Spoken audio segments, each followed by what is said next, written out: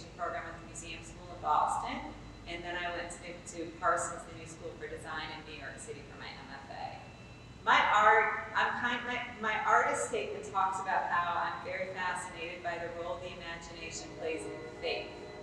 And I'm inspired by those moments that really humble us as human beings and bring us to our knees in those moments that transcend religion. For example, the meltdown of a nuclear power plant is so horrifying, it just silences us all.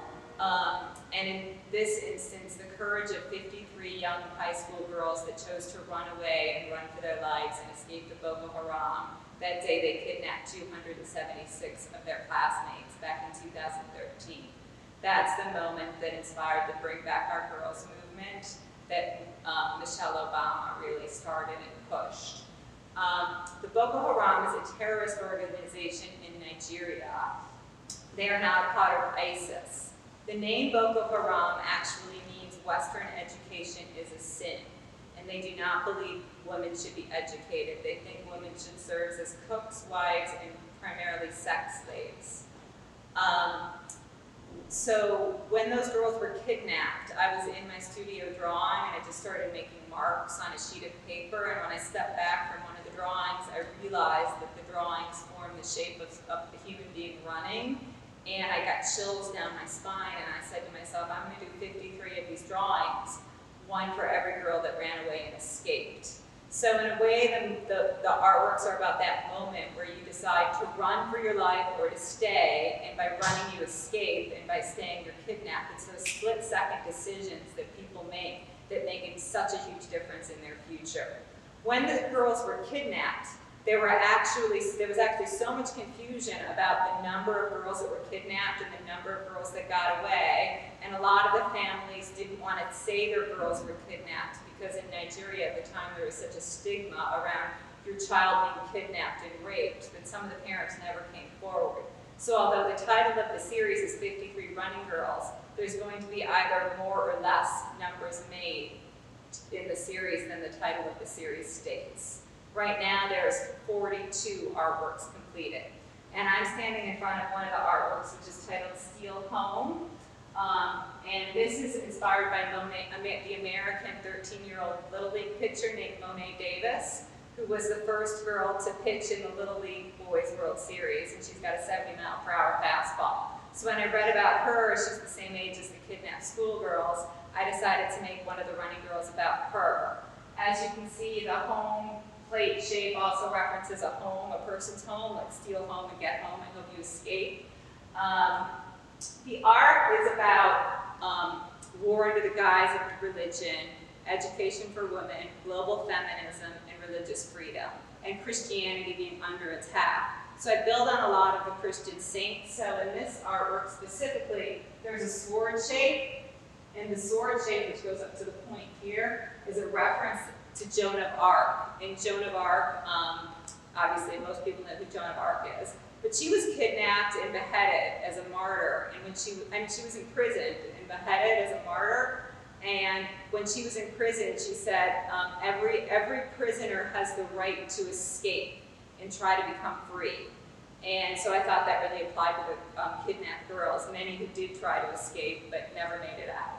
So that's the kind of a lot of the meaning behind Steal Home. This is the 23rd drawing I made.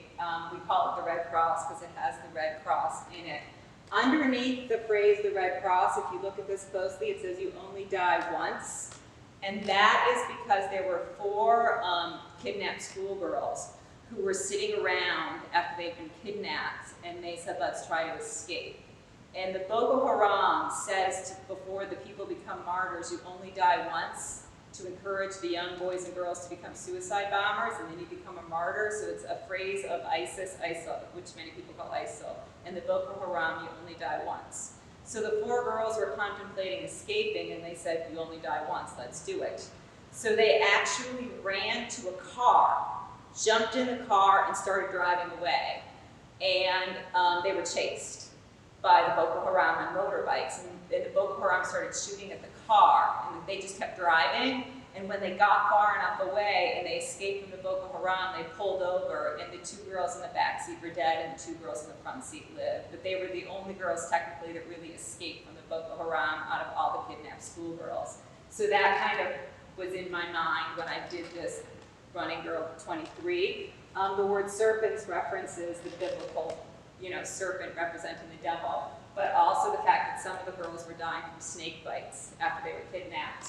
That Nazarene phrase is because the Boko Haram was putting ends on the doors of all Christians so that they would know who lived in that specific house in the area where the girls were kidnapped. I step on the drawings when I make them, so there's footprints in them and burning churches, because they were burning churches.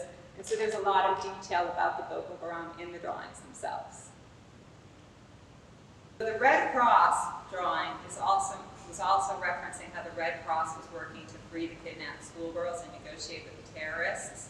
This particular drawing is about another individual who was working and negotiating with the terrorists to free the girls.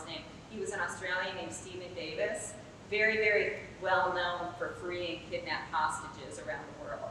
So he got involved, and he had actually negotiated with some of the Boko Haram commanders to free 60 of the kidnapped girls, and it was completely arranged.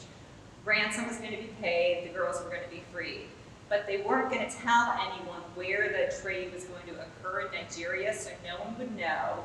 And 15 minutes prior to the girls being exchanged for the money, the location would be divulged. So the girls were put in 4 trucks, in 15 trucks. 60 girls were put in 15 trucks and driven to a specific location of which Stephen Davis wasn't going to be informed about where the location was until 15 minutes prior. So what happened was, 15 minutes prior to the girls being saved, Stephen Davis heard the location, and the location was leaked. And supposedly the mayor of the town then told other terrorists where the girls were going to be, and the girls were kidnapped away from the kidnappers for the money. So the 60 girls then got kidnapped away from the original kidnapped girls. But some of the kidnapped girls got free because one of the truck drivers was a black boy who had also been kidnapped by the Boko Haram. And during the mayhem of the girls getting kidnapped by the other group, the black truck driver told some of the girls to go hide in the bushes. So the girls went and hid in the bushes, and they were freed because they never even noticed they were missing in the end.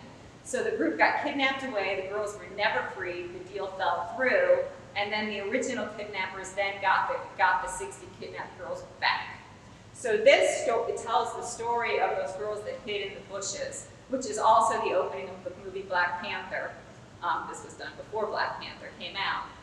But in the movie Black Panther, they reference the incident where the truck driver tells the girls to hide in the bushes. And what happened is the girls hid in the bushes, everyone left, and one of the girls still had her cell phone hidden in her bra, so she pulled out her cell phone and she called home. They knew they were somewhere near Cameroon. So she called her parents, and her parents answered, and they didn't know what to do. And their parents said, just start walking west, walk towards the sunset, and keep walking west. So they started walking towards the sunset, and they eventually were reunited with their families. So this specific drawing is, I call it Follow the Sunset, and there's text right in here that says Follow the Sunset. And 5740 are the last digits of my personal home phone number when I grew up, so that's the number I would have called. The N is for North, and the N is also for Nazarene in this particular drawing. And there's things like lines that reference notebook papers. It's framed in bridal lace that I blackened with charcoal because all of the girls were forced into being married. At one point, the head of the Boko Haram said on camera to the girls' parents, if you could see your daughters now, you would die from grief. So that terrified me and horrified me. So I started blackening bridal lace in charcoal. This particular artwork references Facebook and Sheryl Sandberg, who at the time was president and CEO of Facebook. She wrote a book called Lean In, which was supposed to help women become more feminist and lean in literally at the boardroom table, and this is going to help you be a better feminist. So I read the book, and I wasn't really wowed by her thinking. I also thought it was very specific to being American. And I really think we need to lean out as feminists in the world and think of feminism globally and look at all the issues happening with women around the world and not lean in. So my artwork, I'd like to think of as lean out. In the book, she says that one of her favorite mottos is from a poster on Facebook's wall, which says, "What would I do if I was not afraid?" That got me thinking about what would she do if she was not afraid. There are 11 million users on Facebook in Nigeria. And when these girls were kidnapped, many of those people knew where the girls were. And she did not reach out and say, does anyone know where these kidnapped girls are? Perhaps offer a reward, do something more to help these girls. In addition, the Brookings Institute reports that the Boko Haram had 47,000 different Twitter accounts that they use. So the Boko Haram uses Facebook, Instagram, Twitter, and social media to recruit Westerners to join the Boko Haram and ISIS and kill Americans. So, for example, they use social media to recruit 3 girls who were in London, who were straight-A students, who got on 16-year-old girls in a boarding school, who got on a plane, flew through Turkey, and joined ISIS. And their family was shocked that these girls had just upped and left the country, but they were recruited through social media. So this specific running girl talks all about all of the roles social media plays in recruiting Westerners to become terrorists. This is the most recent running girl I just completed, and it's an ode to Ruth Bader Ginsburg. The running girl is kind of inspired by all of the women who went to the Women's March in 2016. So there's a pussy hat in it, and then a graduation cap. And then if you look at it up close, you'll see that's a little picture of Ruth Bader Ginsburg. That's a reference to Trump standing in front of the church and holding up the Bible. Nancy Pelosi's in this, Stacey Abrams is referenced in this. So the running girls are evolving and they're becoming more related to actually what's going on in America regarding feminism and women today, as opposed to what happened 4, 5, 6 years ago. I do take notebook edges. I'm fascinated by the ripped edge of notebook papers when girls learn and their doodles and things like that. So I started kind of playing around with the ripped edges in the drawings. There'll be a lot of marks and references to that crazy edge which falls on the floor when you rip out a sheet of notebook paper. And backpack straps. So this drawing also references having a backpack on. So this is a notebook edge and it kind of cut and sticks out like you wear a backpack. Now these pieces are actually from old drawings of mine that I didn't like. I like to say I killed that running girl, like I overdrew on it, it didn't work, it's scrap paper now. So I cut the old drawings into strips, and I use the strips to frame the drawing or to collage into the drawing, actually that's a photo, or to use as part of the drawing.